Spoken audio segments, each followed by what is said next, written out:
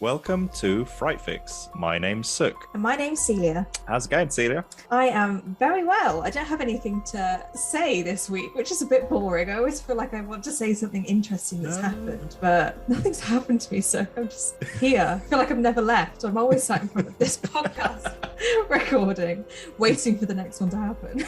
The season has changed massively because we've gone from like a nice bit of sunshine and now transitioned into cloudy weather and rain this week. Coming into my favourite season, autumn. I've already got my horrible pumpkin-shaped things dotted around the house, like pumpkin-shaped candles, and I've got pumpkin-shaped salt and pepper shakers. It's all coming out, I know. I want them. Give me. I haven't got a pumpkin spice latte. I've never actually had one. What? So I'm not too sure about pumpkin as a flavour of something. I don't know. It's a bit hit and miss, pumpkin spice. I think, so I'd never even had one in my life until Jess had introduced me to them a few years ago, and I think Starbucks do it, and it's not too bad. I mean, I'm not a big fan of sugary coffee, but I kind of just, every October, September, I like to gets you in the mood. I suppose because pumpkin is basically a root vegetable, it's not something that I want to put in my coffee. I can understand like cinnamon. Yeah.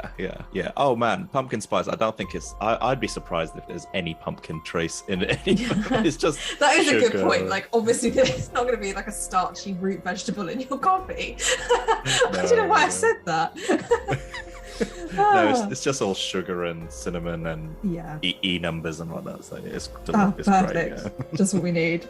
How are you? Yeah, I'm good. I've just been binging like horror comic books in between these horror movies we watch. Nice. Which one? So I recently started reading The Conjuring, The Lover. So it's only 5 issues. It's like a short series. And yes, I've read the first 4 issues. Now I'm just waiting for the last one to come out in October. Maybe once they're all out, we could do an episode on them. I'd love to do that. I didn't even realize The Conjuring had comics that go along with them. No, so this is something I only discovered recently. So I think the first issue came out a few months ago, around about the time the movie had come out, the 3rd movie. Right. So this comic book is actually it kind of elaborates on a thread from the 3rd movie. So when that bit when Lorraine goes into the forest to help the detective solve one of his cold cases, and you see the 2 girls in the forest, it's an elaboration of that story. Oh, that's it. So they kind of took something out of that and thought, we can make this, better. Interesting. Yeah, we should definitely do something. Yeah. I mean, I'm really enjoying it. I kind of wish the comic was the movie, to be honest. Yeah.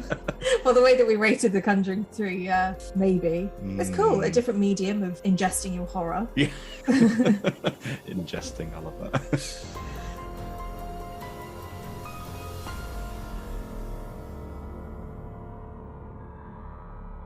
So this week we're going to be reviewing the 2021 new release, Malignant, directed by James Wan, another James Wan movie.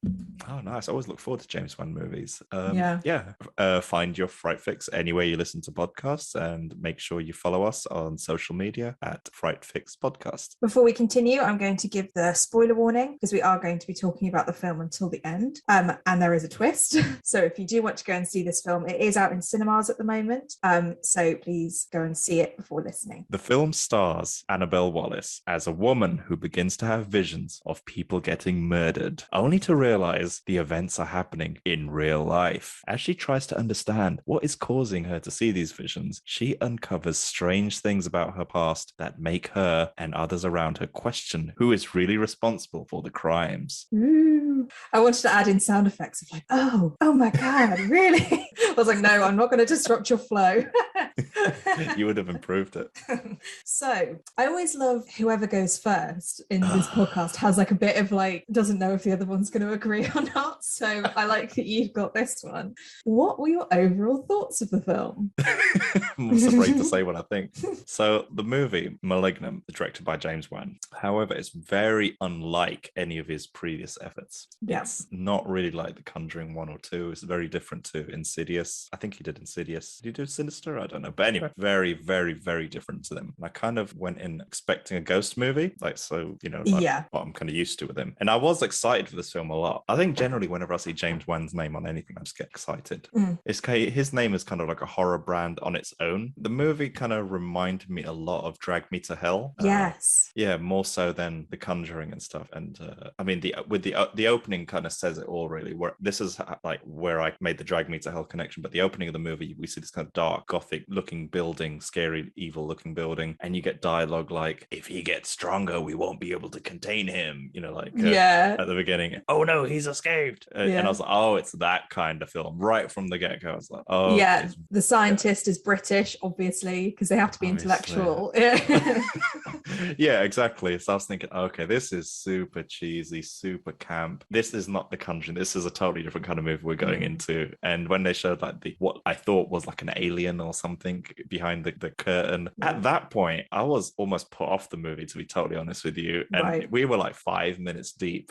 And because I looked at the time, it was like 5 minutes, and I was like, oh my gosh, I have another 1 hour and 45 minutes to go. Like, what the hell have I got myself into? And to be honest, I didn't like the opening at all. Yep, fair. And I was like, oh crikey. But then when you get the first scary scene in the film, I thought it was quite interesting because it kind of helped me understand like what kind of scary movie this was going to be. Yeah, it had me guessing for a bit, like, you know, when you see that abusive boyfriend, abusive husband or whatever, you know, and he was getting scared of some, you know, demon chasing him or whatever. And I was thinking, is the wife screwing with him? Like, because you see that lady sitting on the sofa for a brief moment when the lights are off or something. And I was like, okay, that was kind of creepy a little bit. But then, but generally the film, I don't know, man. I didn't really find the film scary. I just don't know if the movie actually is a scary movie and I'm just becoming numb to it or just really desensitized. So I kind of had that emotional tug of war where I couldn't make out. I was trying to watch it as objectively as possible. And but then, but bottom line is it didn't scare me. But I don't know if that's just down to me or if that scares before.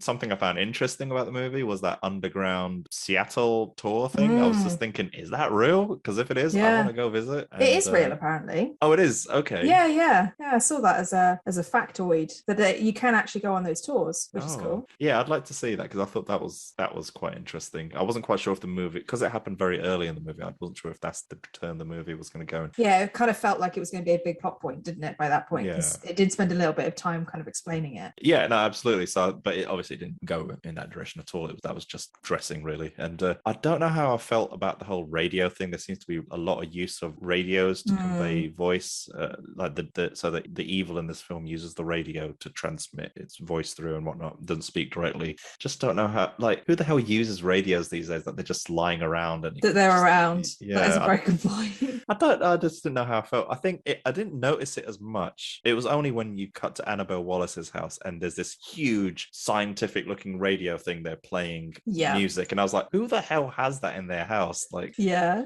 So I think... what would you have done instead then? Like, because we can't hear his actual voice, can we? Like maybe like mobile phones or something, like something more kind of that everybody has almost. I don't know. I don't have a better response. I don't have a better answer to that. Sorry, I just need to show you something. Someone is really mad. I don't know if you can see that. Oh, it's too blurry, but someone is just looking at me really angry right now.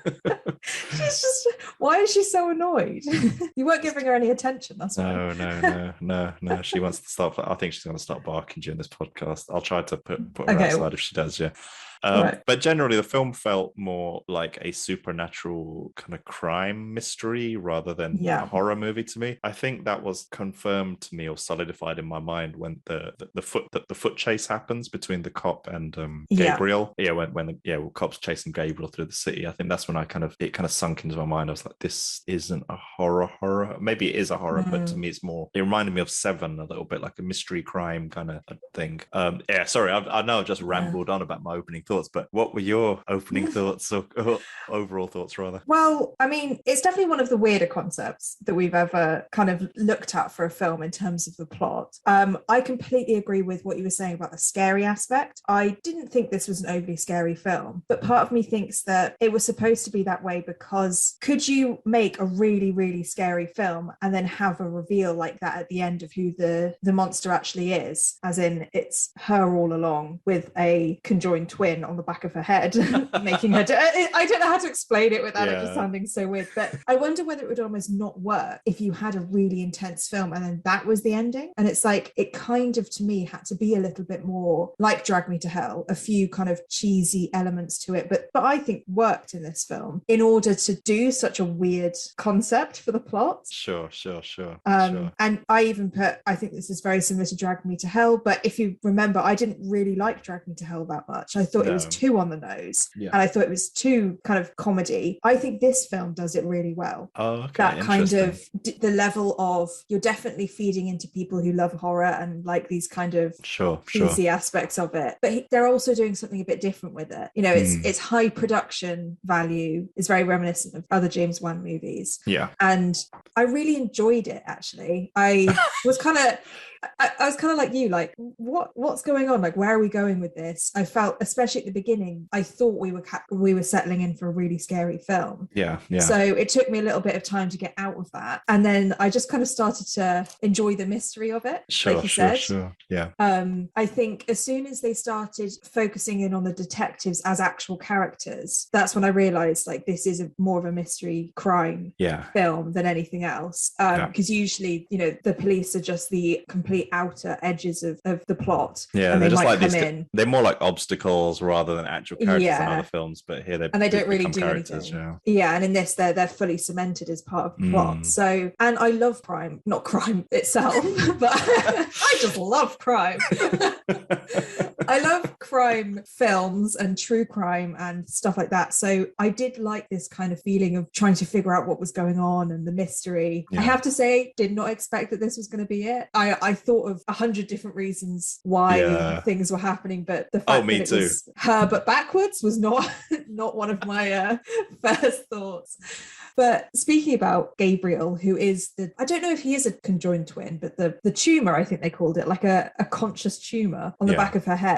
I really liked that character. I thought it was quite creepy, like with the long hair and the weird movements and the long trench coat, you know, steampunky, all of that kind of, and the way he moved and his viciousness and his jealousy. I really liked that character. I thought it was like such an interesting concept of almost like a brother who was protective over a sister, but in a really twisted way. And he had a backstory. And I think I always say this, I'm like, where's the backstory to the demons? I want to know more about them. He literally was a backstory.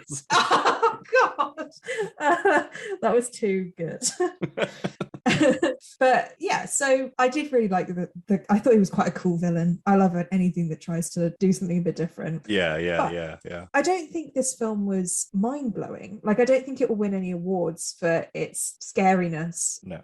I was really interested the whole way through. And I don't really think that James Wan expected people to take this film too seriously because of the concept. Like, could you make a film like this and be like, yeah, people have to believe this? Because like when the twist happened, I was like, right, like there's no way in hell that can happen, you know? Yeah. It kind of like goes full body horror almost, and yeah, absolutely. And I like body horror when it's not too gory, and I feel like this film did that okay. Like it did use the body in a really interesting way, and obviously it was gory, like watching his little face come out the back of her head. If you haven't seen the film, this is going to sound so weird, I feel like, because it's the sort of thing you have to kind of see to understand. Yeah, I mean, for anyone that hasn't watched the film and has just jumped straight into this podcast without knowing what's happening, basically, I'll do my best to explain it. Okay. So, Annabelle Wallis, I forget her character's name. Maddie Hasson. Yeah, she was a twin at birth. However, her twin they're like conjoined twins, and that conjoined twin is kind of growing out of the back of her head. Her head. And he is essentially taking over Annabelle Wallis and committing murders whilst he's got her in an unconscious state or something. Yeah, and because they like surgically remove him when they're younger, but like a bit of, I don't really understand, but a bit of him was left and was put into her brain. Yeah, and so like pushed back into her skull. Yeah, so she looks like a normal person, but she hits the back of her head, and then he like wakes up or something, and then he kind of pulls himself out of the back of her head and like uses her body backwards to like commit loads of crimes. Yes. Yeah. So I think that's that's as fair as it's gonna get, I think. Yeah, and she can like see what's happening, but she's not. Well, she thinks it's a vision, but it's actually her in this kind of like blacked out state, and she's kind of watching what's happening from her mental prison. Yeah. So yeah, it's an absurd idea, and I feel like he can't have expected people to not find it really weird. But on the other hand, it does deal with a lot of really dark issues and themes like abuse and abandonment and mental health. And so I think that at least it's not like Drag Me to Hell, where it was, for me, it was very like top layer, what you see is what you get. With this film, yes, it's doing a bit of the absurdity, but it's also kind of digging a bit deeper than that and developing the characters a bit more, which I really appreciate. I can agree with you there for sure. Yeah. So what did you think of the performances and casting choices in the movie? It's interesting because this film is the first one that I've kind of struggled to think about anything like bad or particularly good to say about any of the actors in this film. I think Annabelle Wallis did an amazing job. I think I really believed how scared she was. There were a few scenes where her face, in the visions especially, I mean, she was there. It felt like she was really there. And I felt for her character. I think that it was developed really well. But there was no standout performance to me. I just feel like everybody did their job. Not to sound harsh, but like they did their job really well. But there's no one that goes, wow, that person like stood out, you know? But I could not help but I kept thinking that Madison's sister was Florence Pugh. I could not get it out of my head. And so every time I saw her, I was like, oh, Florence is such an amazing actor. I was like, hang on, no, it's not her, and it's not actually the acting. You're just thinking about probably Midsummer. But yeah, so actually I don't have much to say about the acting in this. Wow, that's got to be a first, right? It is. It's just nothing stood out as good or bad, to be honest. What did you think? I think we've got opposite opinions on this bit, at least. So like, you know, that young police officer lady, the one with the big glasses, she just kind of hovers around the police officers. Oh yeah. I think that's James Wan's wife in real life. Really? I think he just squashes her into every movie he's made or something since they got together or whatever. That's nepotism at its finest. But I thought she was I thought her acting was terrible. I thought she was an unnecessary character, unneeded. She was just just kind of took me out of those scenes. And I just found some of the dialogue, I don't know if it's the dialogue or just the delivery of the dialogue, just really bad. And the bit where when that lady police officer says, "Are you saying the killer is your imaginary friend?"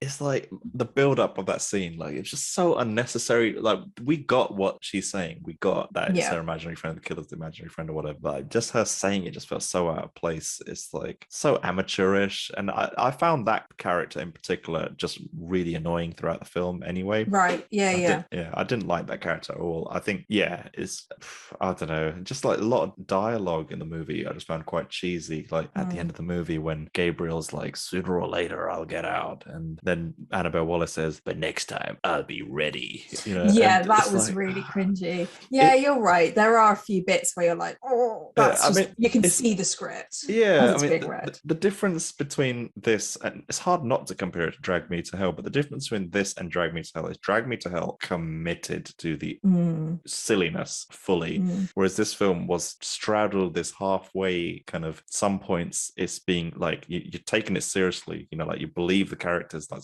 there are some points, as you mentioned, where Annabelle Wallis's performances are phenomenal, like they're really good, but then it can on a penny, I don't even know if that's a phrase, but like it can just flip into this kind of really silly dialogue, cheesy, and it's just, I just found the tone of the performances really inconsistent throughout the entire movie, from start to end. Like that opening sequence with what I mentioned earlier on with the scientist, like saying, if he gets stronger, we cannot contain him, or you know, and then suddenly like really serious and silly. It kind of, to me, it pulled me out the movie on multiple occasions, and I think my tolerance to that kind of stuff is pretty high. Like I like stupid films or silly films sometimes, but with this one, the tone was all over the place, and I didn't think think the acting generally across the board was very good at all. Some moments were okay, and then some moments just see really hammy. Like it was just all over the place. I didn't like, as I mentioned, I didn't like that fake Wanda Sykes police officer clone. Yeah. The male police officer, I liked him, but I just didn't feel like that actor had enough gravitas to play that character. There was no real screen presence with him, and I thought Annabelle Wallis carried the whole movie. But even then, some of her bits were all over the place. Yeah, it's interesting you say that, because I think the cringiness from some of the script does come from the true crime element or the crime element of it with the detectives. And I wonder whether like the script writers or somebody in production didn't really know how to use the detective element alongside the horror, because it did feel like, I think there was one bit where one of the detectives was like, oh, it's definitely the wife, you know, or she says something about it being the wife, when clearly, obviously, how could it have been? Because she's literally in the room while they're talking to her and things happen. Like, it just feels like some of the stuff they say is like, oh, come on. Like, even when just before, so they're interrogating Madison, I think 3/4 of the way through the film, and they're like, it's you've done it. Yeah. And then she's like, there's so many bits that you could look back and be like, oh yeah, I was running after this person for like 40 minutes. I could clearly tell that this person was super strong. I saw its face, which was this horrible mangled mess of a face. It's not her. Like, why did they carry on with this kind of, oh, we're detectives, so we have to pin it on you before you can then, you know, prove that it's not you? It's like, it just doesn't make sense, to be honest. Like the bit when she's in the cell with them and they're interrogating her, and then the phone rings and Gabriel is speaking through the phone to the cops, but yet they still lock her up even though they've heard the voice of Gabriel. And it's like, oh, I don't know, it's like, how could that even, like, I'd get it if they had her fingerprints, because they could have had her fingerprints everywhere, because it's actually her fingerprints, and they could have said, look, you're part of this, you know. It's because that woman fell from her ceiling.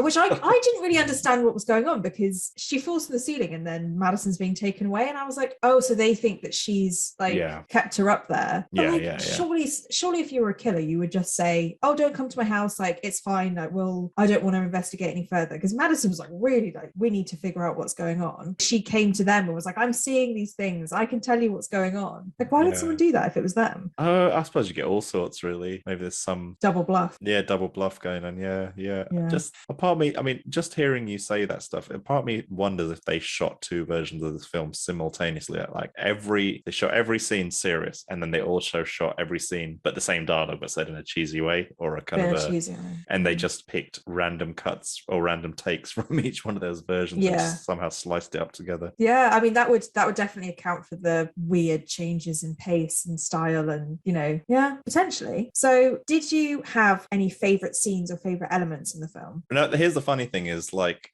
there was I made quite a lot of notes about things I did like. It's more like kind of little things that I liked, or just how I felt at the time watching them. Like at the beginning, when that scene with Annabelle Wallis and her boyfriend or husband or whatever, that whole conversation between them, when it you know outlines that there's clearly domestic abuse going on here, and he says some really terrible stuff, like horrific stuff, to like, you can't keep letting these babies die inside you.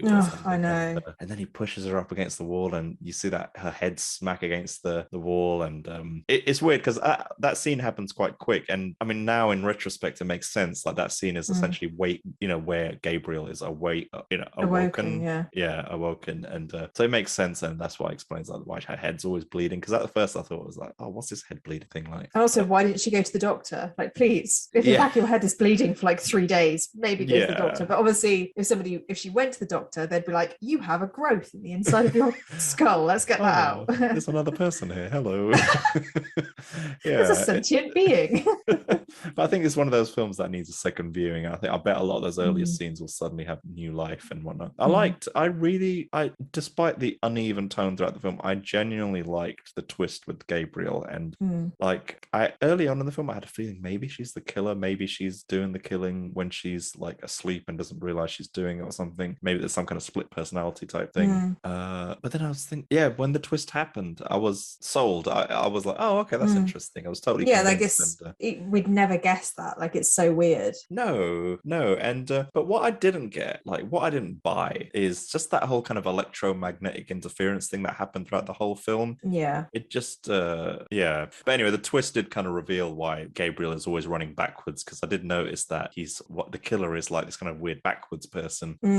Oh, that's interesting, because I never realized he was backwards, but I knew he was moving really weirdly, and like he was kind of hunched over what I thought was forwards, but it's actually her backwards. Like it's just weird, like the idea of that, and the way that her arms are kind of all backwards. And because he looked like a person leaning backwards, like it is this weird kind of contortion or whatever going on. I liked this particular shot in the film, which I don't think I've seen in the film, but it's like this kind of bird's eye view shot of Annabelle Wallis running through the house. Yeah, I've got that. I've written that down as well. Yeah. yeah. I mean, no reason. It just made the whole thing feel like she's running around in a dollhouse or something. Yeah, just at a visual level, I thought it was kind of interesting. I didn't pick up on any metaphors there or anything, but a part of me was thinking, are they showing is this them showing the geography of the house? Because later on it'll be important and we need to know where all the rooms are, so maybe there'll be some kind of chase in the house, or but then it was never really referred to again, so it's a bit weird. The bit where she starts barricading herself in the house, I thought was quite amusing. Because you don't really see that in very many horror films. Like after they've had the first ghost attempt, normally they're kind of like back to normal, but here she's like, oh crap, I've seen a ghost, I'm barricading the house. I'm barricading myself in. It's usually they either want to leave or they pretend to ignore it, whereas she's like, right, I know what I should do. I should stay in the place that everything's happening in.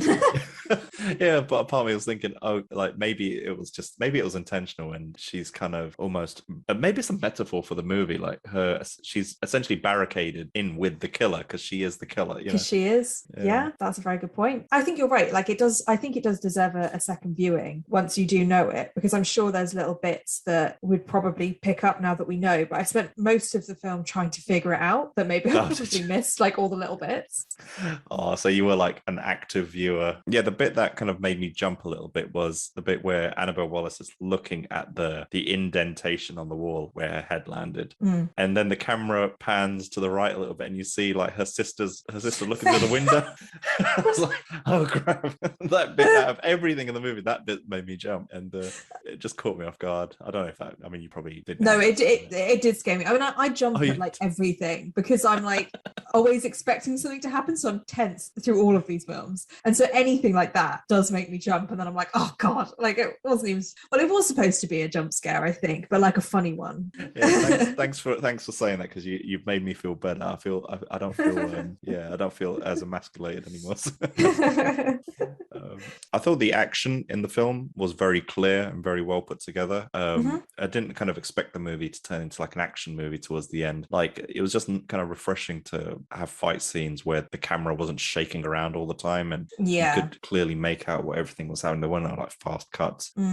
And this is like a blink and you'll miss it bit, but the first time they put the video cassette in the VCR, see like all the inner mechanisms inside moving around, and how the tape gets wrapped around the head, and it just kind of, this has nothing to do with the movie, but it just kind of in that brief moment took me back to when I was a kid. And I used to like open up our VCR at home and stuff whenever like a tape got caught inside, so I remember seeing all those mechanisms, and sometimes I'd put a tape in without the cover on and just see how it worked and stuff, and it just I don't know why, it just took me back. Like it just brought back a little memory, a little snippet. Those are all the kind of and the roof falling scene when her mother falls through the roof.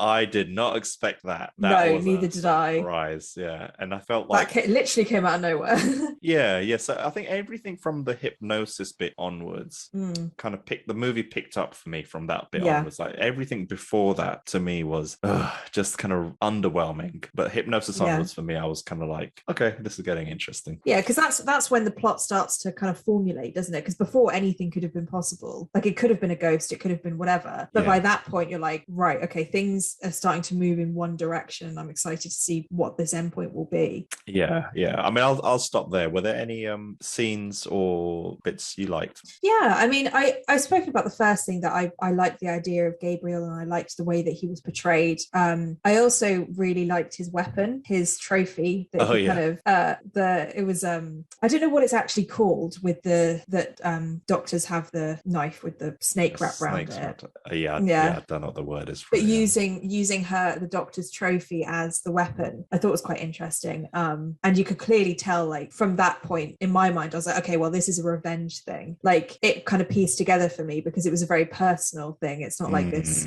so I quite like that. I really liked like you said, the melting scenes of, like, when she goes into her vision. It's not like a dream. It's much more of like a physical thing that happens to her, like the way that everything and the camera's spinning and then the walls they're like not melting, but kind of being stripped away piece by piece. And it's so satisfying the way that the camera's turning and you're just focusing on her as like the pivotal point, and then everything starts to reform itself and she's somewhere else. And I just thought, like, they obviously spent time thinking about how to make that look a little bit different from other films where, I don't know, she might have gone to sleep and woken up somewhere else, for instance. And I thought it was quite cool that one of the things that scared me was when she was opening the washing machine, and then there was that face on the other side of the washing machine, like, what are you doing in my house? That old lady. Oh my god, that scared me so much. At that point I was like, I have no idea what's going on. Like, I thought I was figuring something out, and I was like, no, this is just, I was like, is she dead? Like, is she a ghost? Is she like haunting other people? It was at that point I thought, okay, the movie's set in this house, maybe that was like the ghost of the previous owner or something in that house or something. It definitely felt like it was going that way, and I liked that because it was almost like she was starting to fall into her daydream, and it was like pieces were starting to fall away, and one of those was that she could see the woman, and it was like, I just liked that it wasn't like, okay, you snap your fingers and she's out of it. It was like things start to happen and then she goes into it, almost like she's having some sort of episode. I like that. I really liked how dynamic some of the camera shots were, like you said about her running through the house. You kind of see her from above and you can clearly tell that, like, this is a massive setup, because that must be a whole kind of prop house that they film like all the way through, because it's above the door frames and it's like you're basically cutting off the top of the roof to do it. And they do a lot of kind of first person to third person camera views, like camera angles. So there's ones that are you're clearly looking through someone's eyes, and there doesn't seem to be any rhyme or reason to why they're doing that, but it does just make the film a little bit more dynamic, I think, and visually a bit more interesting. Absolutely. And so I kind of just appreciated that they did that. I mean, you kind of picked up on quite a few things that I was thinking, and I quite enjoyed the action side of it, because I don't really watch films like Fast and Furious and stuff like that, but it kind of made me think that was a little bit of the other side of James Wan in this film, like the action side, the kind of like high-end budget movies that he's been doing recently, with those kind of chase scenes between the detective and Gabriel. Like, for me, because I don't watch that sort of thing very often, seeing the parkour and going through like tunnels, and it was just fun. Like, it was interesting. It was interesting, and I kind of appreciated that this wasn't a ghost. I love ghosts; they have a special place in my heart, like demons do. But I quite like the element of this being a person of some sort. I know he's not a normal person, but I liked the idea that this was a kind of physical being that could be chased. And yes, he can climb up walls and run through tiny cracks and ceilings, but at least it's a physical thing that can be kind of figured out. And so I like that. Just the whole kind of detective element to it as well. I like that even though a lot of it's on the nose, I think you said this, you don't really guess the ending. Like, I feel like it would have really ruined the film for me if it was something really obvious, like, oh, Maddie is just like switching between personalities or something, and it is actually her. I think that would have been a cop-out. I think it would have just been something we've seen before, and I would have been really disappointed. So even though it's like, when I first saw it, I think when they've told us what Gabriel actually was, I think my first reaction was like, oh, come on, like, really? And then it started to sink in, and I was like, okay, what else would I have wanted it to be? like if it was something normal, I would have been even more annoyed. So I kind of gave that a fair enough. Yeah, because at first I did think, is he just like some kind of demon that she just happens to have a psychic connection with, and they can see through each other's eyes or something? But then, I mean, what it ended up being was, as you said, like totally not what I expected, and almost better than what I expected. Yeah, because it's so crazy, and you're definitely not going to forget it. You're probably not going to see it again. No. And one last thing, I don't know what it is about the long hair. Maybe it's like a grudge thing, but I found that really creepy. The fact that that Gabriel had like this long, obviously it was her hair, but had this long brown hair that kind of covered his face. And there was something about it that was like so confusing. So clearly the hair means something. I kept thinking that. I was like, clearly they've chosen this person having long hair for a reason. Couldn't quite figure out what it was, but I don't know. I don't know whether it makes you think of like a creep who is like stalking people and never washes and never like cuts his hair and is, you know, that kind of person. I don't know. Just quite like that. And then it turns out it's just the back of her head. It's just the back of her head. I'm glad I didn't figure out. Should have known from the beginning, because they do show his face and he's got like a bit of brain coming out of his face, and it's like, but you just don't put two and two together immediately. I could not figure it out, because there was like, you find out that she was in a hospital where they focus on like cosmetic surgery or something, like child reconstructive surgery. Right. So I was like, what does that mean? Because clearly that means something, but like, why would, like, if these were two separate people, which is obviously what I was thinking, I was like, why does that mean that she's there? And anyway, so it's one of those films where all the clues are given to you at the beginning, but you have to watch the movie to piece it all together. It's almost like your brain wouldn't do that for you. Like, it won't go that step further and be like, he's actually on the back of her head. Were there any bits of the movie? I mean, we've already talked about a few of these, but any bits of the movie you didn't like? Anything stand out? There were a few things that I think I always do this, where I'm like, it's unanswered questions for me that I don't like about films. And one of them was right at the beginning, when the boyfriend or the husband gets killed. He gets killed by a shadow. Like, what? Because it's like a shadow that then follows Madison. Like, they never explain what that is, because if it's always been Gabriel who's doing the murders, like, how they never use that shadow again. Why is it just used at the beginning of the film? Like, it felt really out of place that wasn't carried on, or at least think about ways that you could make it be Gabriel, as in the back of Madison's head, and like, you just stick with that, but using something that definitely was like an apparition. I don't know. Did you get it? Like, did you? No, I totally agree with you. 100% agree with you. And I can't quite think of what the decision was. To maybe they just wanted it to kind of hide Gabriel a little bit, and kind of just, I don't know, they didn't want to reveal too much too early on, and I don't know really. It's because there's another bit where Gabriel starts chasing her and knocks her down in the room, and and it's like a physical thing that's not her, like it's this shadow. And I actually thought that the shadow was a really cool idea for like a horror movie. I thought that's what was going to happen, was that, you know, like Peter Pan and his shadow are like two different people. I thought it was going to be like an evil version of that. Like, her shadow was going to be the villain. I didn't get that. No, I just didn't get why they did that. I wouldn't. I think you've thought about this way more than I have, and it's a bit inconsistent though. Because with these kind of films, you should want to watch it again, and like we said, notice all like the different things that we should have picked up. But with that bit, it's always going to be, well, that doesn't actually add anything to the character of Gabriel. Like, that doesn't help us figure out what's going on. So that was one thing. There was another thing that really annoyed me. You know, when Madison's in the prison, okay, for one, are those group cells actually a thing? Because I've only ever seen them in like films. Yeah. Like, that would never happen. You would never go into like a group cell with like loads of women who want to kill you. It's just not, like, it just doesn't feel like it would ever be real.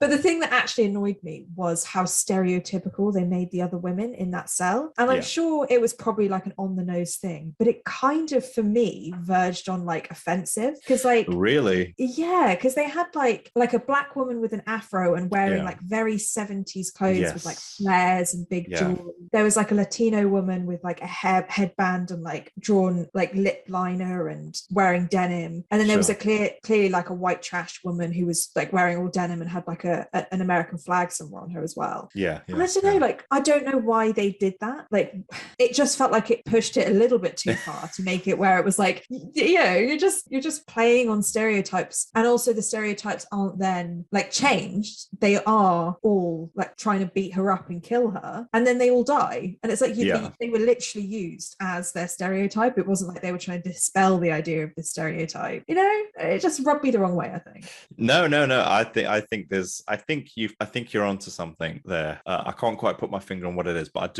I don't disagree with you at all. I think the only reason I could think they done that is because there's a room full of women, criminal, whatever, and they just needed them to be differentiatable, if that makes any because the audience is only going to see them for a brief moment of time. But then there's probably other ways of doing that. Maybe give one a red top and make one exactly bright blonde hair or something. It's like but you're right. They did kind of feed into this weird kind of stereotype. Like every single one of them was a stereotype of like whoever they were, and it didn't even fit with the style of the film either, because there was nobody else that was like offensively their character. I suppose maybe the detectives, like how cheesy they were, maybe that was like a stereotypical detective, and that's why it was really cheesy. But I don't know, those for me didn't work as well. The other bit that I kind of wish didn't happen or happened a different way was when Gabriel kills Madison's sister. I was quite impressed that they killed her, and I was like kind of happy about it, because I was like, okay, they've actually taken that step to like they've actually done it. And then it turns out that he didn't kill her, and it was all a ruse, or he was stuck in a mental prison. Again, very cheesy, that mental prison thing. And so I was a little bit disappointed that they didn't stick with that. They didn't commit to it, because I 100% agree with you. It was actually one of my points as well, but I took it out. But I was shocked that they went that far, and I was like, what is going to happen next? Because then Gabriel kills the mother as well. And I was hooked at that point. I was like, oh, that's like not what I expected to happen, but it didn't actually happen, so it doesn't matter. Because what I thought was going to happen is you see Annabelle Wallis kind of trying to regain control as she's looking at her hand and whatnot, and Gabriel held a gun. I thought what she's going to do is point the gun to her own head and pull the trigger, but then instantly the sister's brains get blown across the wall. So it's kind of either of those would have been better, I think, than the haha, I tricked you were asleep the whole time. But then they do the whole mind prison thing, and Annabelle Wallis suddenly has the powers, and then she's just like, anything you can do now I can do. And I know. I feel like they could have done something really cool with the mental prison. I thought it would have been cooler if he was locked in the the hospital that they grew up in, like if that was the mental prison he was stuck in, was like, because he hated it in there and he was experimented on and stuff. Like imagine if that's where he had to stay forever instead of like this just big cage thing, you know? And then one other thing that I thought would have made this film like a little bit cooler is, you know, Gabriel can like control lights. He can control like technology basically. Because he like blows out a man's pacemaker, where I was like, oh my God, do you remember that? That was that I thought that was what he was going to do. I thought he was going to kill the guy using the pacemaker, but when it explodes out of his chest, I was like, oh, okay. Interesting. But he can control like lights, and he can talk through radio and stuff. And so at the end, where she says that really cheesy line of like, I'll be ready for you, or whatever, they pan out of the hospital room, and it like focuses on a lamp in the corner. And I really wanted that lamp to like flicker a little bit to like show that he's still there and he's still like in her. But it just didn't. It literally, there was a focal point of this lamp for like a good 30 seconds. Well, probably not 30 seconds, but like a few seconds. And I was just waiting for it to happen. It never did. And that's the end of the film. I was like, you could have left it on a bit more of a cliffhanger of like the little flickers to suggest that he's not gone, like he's still there. She hasn't actually done anything other than like lock him in this prison. It's funny you say that, because I was hoping they didn't. It didn't. That's really interesting. I was kind of thinking, I bet they're going to do it. They're going to do it. Oh, what? Because it's so like cheesy. Two on the nose. So cheesy. They're going to do it, and then they didn't. I was like, okay. So you actually preferred it without? Yeah. That's interesting. We both had different views on that. Yeah, completely opposite views. I just felt like it was there, and like, why was it there unless they were going to do something with it? Like, why end? Like, your final shot is so important. Why is it a lamp? I think just so we're having this exact conversation and these different views. Yeah. I wonder if they did both and then they were like, nah, keep it out for that reason of like, maybe it is too on the nose to finish on. Maybe. Yeah. I mean, it wasn't really, I didn't think it was significant enough. I mean, it could have done without, really, either way. It didn't really, I don't feel like it added or took anything away from the story particularly. No, but it could have been like, ooh, there's a possibility that he's going to come back, but we never know. I suppose in a way, I think I'm kind of convinced by your argument now. It's like, why even bother showing if you're not going to do anything with it? Yeah, you could just end it on like a panning of the family. Yeah, I don't know. Yeah, or even just the city from outside, exactly the same way the movie starts, showing like a picture of a building, but end on a picture of a building. Yeah, exactly. And then one other thing, it's my last thing. No, I did actually really like this film, but I have so much stuff I didn't like about it. I have a real bugbear with films that when they're trying to portray families, they just make them have the same haircut. And I don't know any family who like the mother and daughter have exactly the same haircut. And they do it in this film. Like the mum and the daughter have a like brown fringe with long brown hair. And it's like, obviously they're trying to make them look like each other, but that's not what like humans look like. They don't look like their parents. I don't know. And they did it in this film. And as soon as I saw her, I was like, she's definitely got a connection, because that's like quite a young hairstyle to have. And it clearly means something. And I was like, okay, when we figured out it was the mum, I was like, they've done it. They've done the thing that I don't like. Yeah, I didn't even pick up on that. That's quite interesting. It's the most insignificant thing ever, but it always annoys me about films when they do that. Yeah, anyway. I'm just surprised she survived from that 50-foot fall from the ceiling. Yeah, the 50-foot fall from the ceiling, and the fact that she was like strung up for God knows how many days that this is happening. And then she fell through like 2 floors. That's a really good point. She fell through 2 floors of the building, at least, of like an old building. And you know, they're sturdy things, those floors. Yeah, a bit like tanks. Yeah, and she survived. Well, she was kind of in hospital. Well, you know, anyway. Yeah, that's a good point. Was there anything else that you didn't like about the film after what I feel like I've just been ranting for about 20 minutes? No. I enjoyed it. I mean, a lot. I mean, I think I voiced a lot of the stuff I didn't like about this film. I think something I just could not shake off throughout the entire movie was it just felt very melodramatic. And like Conjuring 1 and 2 weren't like that. They would, they were shot very sincerely, but this one, oh my gosh, it just felt like some kind of daytime TV soap opera. That was the quality of acting in my mind, right? But just with a larger budget, and it was just relentless. Just everything was just so melodramatic. And when even the scene where Annabelle Wallis reveals that she was adopted, like there's no tension, there's no build up to it, there's nothing. It just came out of nowhere. Oh, that's because I'm adopted. You didn't know. It's gonna That's so true. And also, I don't know why they had to make that part of the plot. Like, she could have known that she was adopted. Like, the whole family could know she's adopted. Like, that didn't have to be a plot point of like revealing to your sister that you're adopted. Yeah, or just structure it in a way where it's a revelation to the audience, or like in a better kind of way. It's like everything in this movie. It was just cheesy, but it's a lot of cheesy stuff in a very serious movie. And there's a lot of it just, as I said before, I feel like I'm a broken record player. Just tone was very inconsistent throughout the movie. I mean, just general physical things like the home and the jail cell that they're in, the interrogation cell. Near enough, most of the internal places in the movie just felt like sets to me. They did not feel like real places at all. It was just too big. Like the house was huge, but yet from the outside, whenever they show external shots of the house, it doesn't look that big. That's a good point. And the fact, because it wasn't even a plot point, like you said, like it's not a haunted house. Like why was there so much emphasis on the house, and why did they clearly make a whole set for this house when? Yeah, exactly. Yeah, and I felt like adding to the melodrama, I just felt there was too much music in the film. Like the music, the soundtrack was just throughout. It was just I don't know. It's just something that annoys me in films. Is like sometimes scenes don't need music. Yeah, just let the scene breathe. Let the actors speak. Let their performances be the melody in that scene or whatever.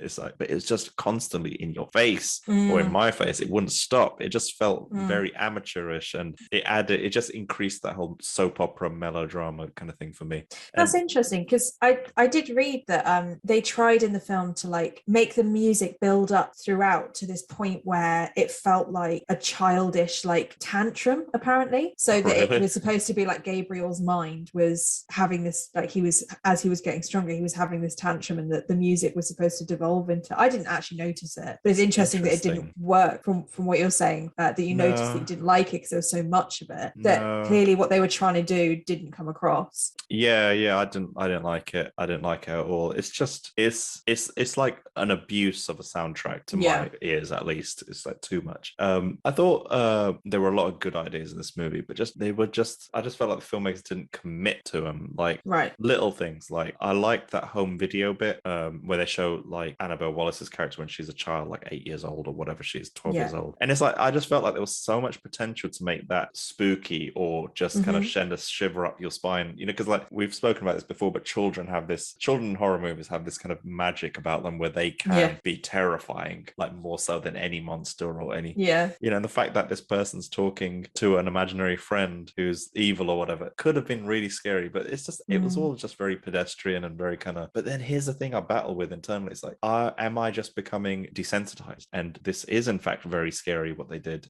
but our expectation is so much higher. It is a good point, but there were definitely like the beginning felt scarier than any other parts of the film for me. Like it maybe we are desensitized to it and we need to have somebody who doesn't like horror films to watch it and tell us what they think, but I honestly don't think it was that scary, because it wasn't like there were even any jump scares to scare you or like creepy imagery. Really. No. So I think that's fair that it wasn't very scary. I think we need a third person in this podcast every episode, just like a random third person that we rotate in and out that doesn't like horror movies. And we get them to watch it, and then they can be the bar, and then somehow we can between the base three it of around us, that. Yeah, but what if that person's just like, I hated it, I hate horror films, it was too scary, I didn't like it. You're like, anything else? Or like trying to like, but what did you like about the film? Nothing. When it ended. Or just comes on and is like, yeah, I didn't watch it this week. Just not doing it. I didn't like that whole playing around with electricity, that whole kind of electromagnetic interference that happened. It wasn't needed. No, because then it just kind of makes it a bit more supernatural. And I mean, I've got a theory as to why they may have done that, which may not even be true. And the bit where she's getting interrogated, Annabelle Wallis's character, and all the lights blow up, none of the officers in the police station rush in to investigate what that noise was. It's just them two, the two cops that are in the room don't seem to be affected or bothered by what just happened. There's no, oh crap, my phone just rang, this is getting supernatural, the lights blew up, something's going on here, we need to happen. There's no escalation of any of this. No, or when everybody gets killed in the jail cell and it takes like 10 minutes for any police officer to come up and be like, is everything okay? When everyone's like screaming and like rattling against the cages. It's like, what are these police officers doing? And that annoying lady cop is like, we need backup, call the National Guard. It's like, shut up. It's just, I don't know. I don't know. You look so distressed. Yeah, I am. This movie is a bit of a battle internally, really. So I think this might be the biggest, like, for me, the film that you've disliked the most in certain aspects. Like, it's the first one that I've seen you like get actually annoyed at stuff in the film. I feel like usually you try and buffer it with like other stuff, but this one's very much like no. Oh man, let's close this one off. You go first. God.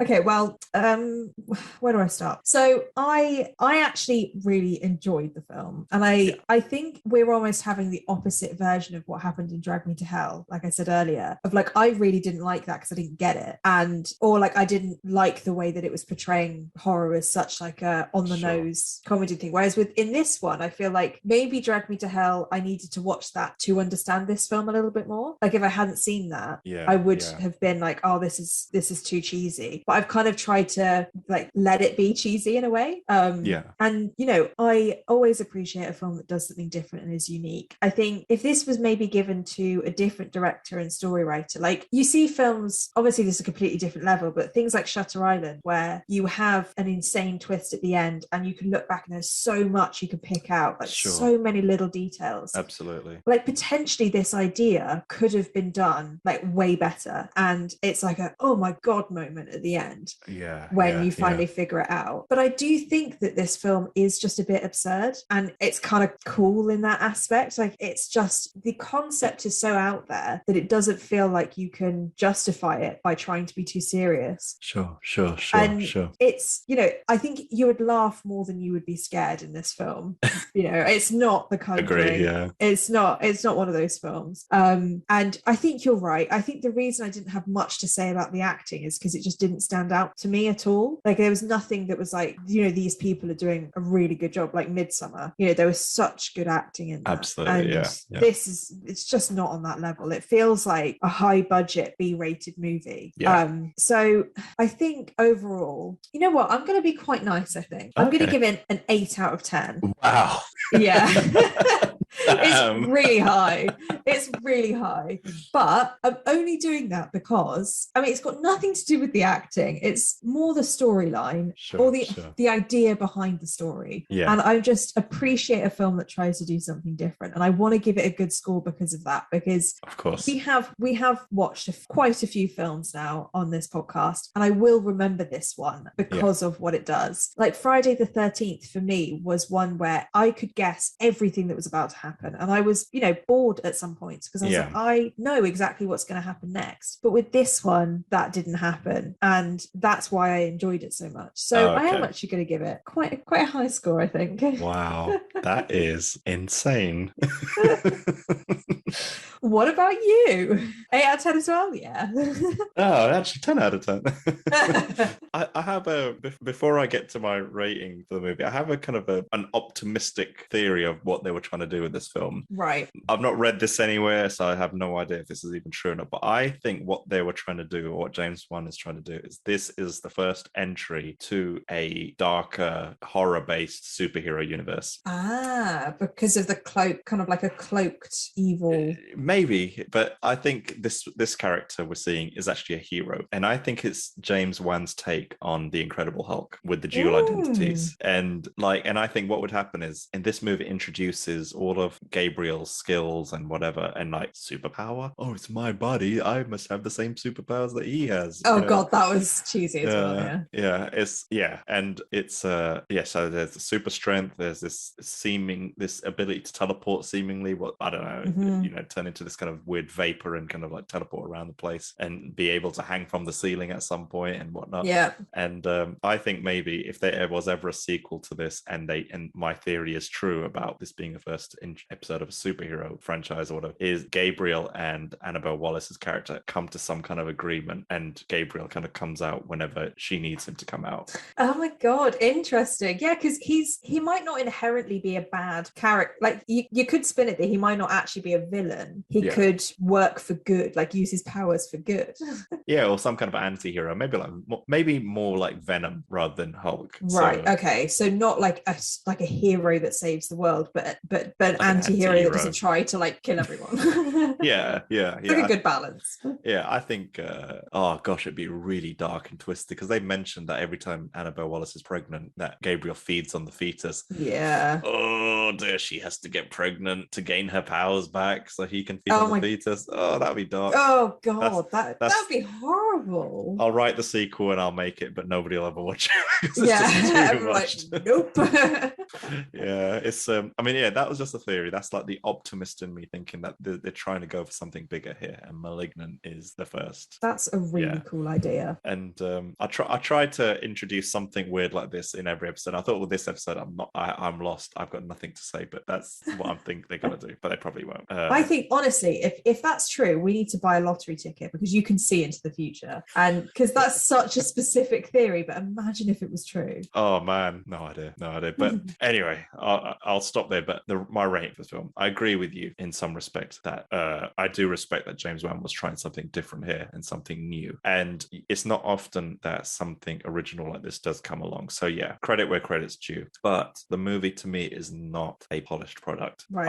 I can kind of forgive some mistakes. I mean, every film has its ups and downs and whatnot, but just the tone of the acting was so inconsistent. It kept jumping from serious to cheesy, and it just didn't stick to one. Like, even if it was just like, it was just two 50-50 with the tone, and it just kept throwing me. And it just meant I couldn't commit to the film because I didn't know it just felt like the film didn't commit to itself. And I don't think the script was very good, like in terms of the dialogue. I thought the story is very good, the concept is very good, but the dialogue is dreadful. And I didn't think the acting was very good. I thought Annabelle Wallis was good, but even she was inconsistent. But I don't think it was her fault. I think it's probably just the direction she was given or whatever she was given. Yeah, I thought it had some interesting ideas. I didn't think it was scary, but then again, I keep doubting myself, like, is it just because we're desensitized? And I kind of my expectations from James Wan are very high when it comes to scary scenes.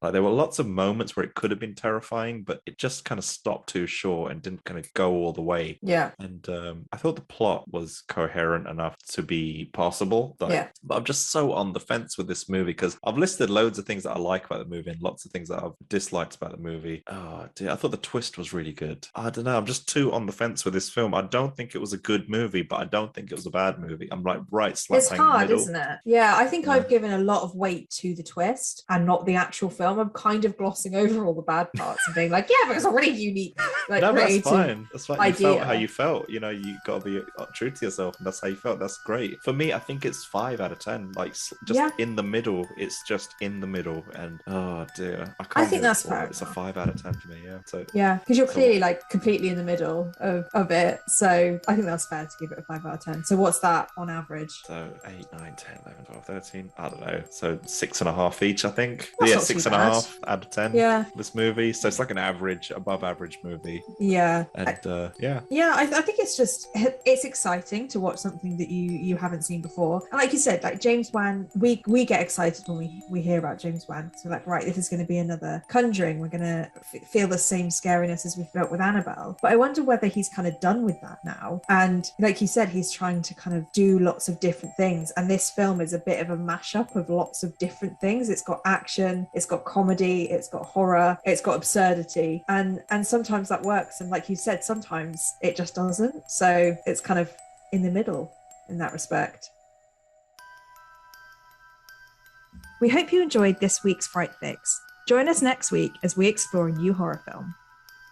If you have any suggestions of movies you want us to cover, contact us on Instagram or Twitter, or you can email us at podcast@frightfix.com. See you next time.